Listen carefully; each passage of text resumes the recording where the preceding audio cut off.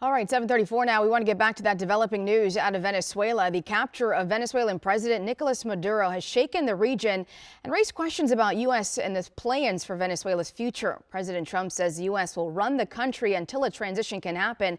For more on the political and security implications, we are joined live now by Virginia Congressman James Walkinshaw. Congressman, good morning to you. Thanks for being with us.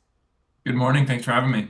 Well, first off, I know the president did not notify Congress before these actions in Venezuela. I know you and others in your party have raised concerns about this. I want to ask you your take on this situation right now and the legality of all of this type of operation without congressional approval. Well, the Constitution is very clear for the president, any president, to engage in this kind of armed conflict, an invasion, maybe limited in scope, but an invasion of a sovereign nation. They have to come to Congress to get approval. President Trump obviously did not do that, and that's where we are today. But from my perspective, the operation in Venezuela was and is illegal and unconstitutional, and I expect next week Congress will vote again on a war powers resolution, and I will again vote against giving the President of the United States the authority to engage in armed conflict related to Venezuela. I know the president has said that the U.S. will run the country for now until a transition can happen. How do you see a credible political transition unfolding right now in Venezuela? Of course, a lot of questions around what this would mean for U.S. troops over there. Well, first, the last thing that the United States of America needs to be doing right now is, quote, running Venezuela, like President Trump said. We got real problems here in our own country, problems with healthcare costs, problems with grocery costs, problems with utility costs. We need a president obsessed with that.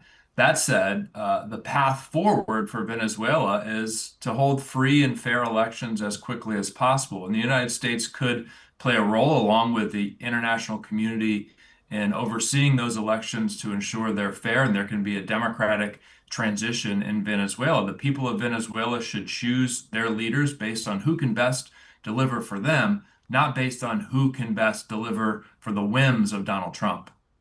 I want to ask you what this means for U.S. policy in the region. I know there were some concerns about what kind of precedent this may set for others. And, you know, all eyes right now on the U.S. and Venezuela. So I want to get your thoughts on that.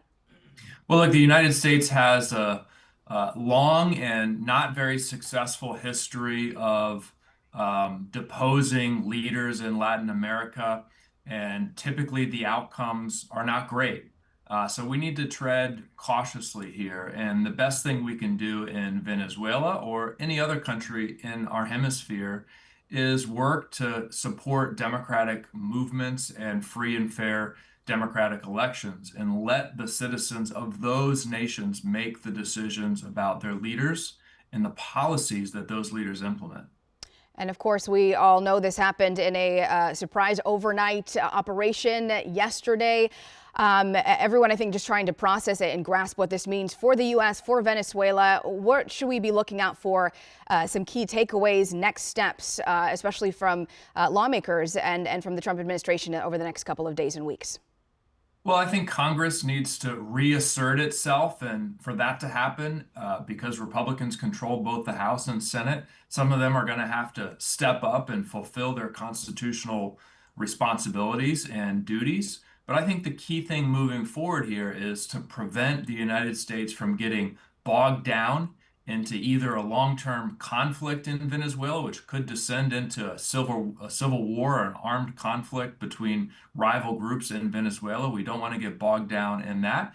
And we don't want to commit or get engaged in an effort to nation build in Venezuela. And we've been down this road before in Iraq and Afghanistan, decades after decades of so-called nation building, billions and billions of American tax dollars spent, lives lost. We want to avoid that in Venezuela, and that's why this illegal action was so ill-advised.